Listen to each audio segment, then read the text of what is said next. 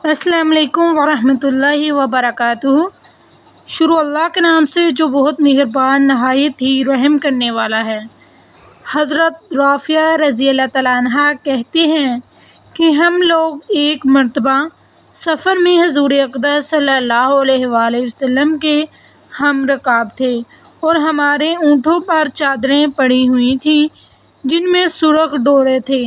हुज़ूर सल्लल्लाहु अलैहि वसल्लम ने इरशाद फरमाया, मैं देखता हूँ कि ये सुर्ख़ी तुम पर गालिब होती जाती है।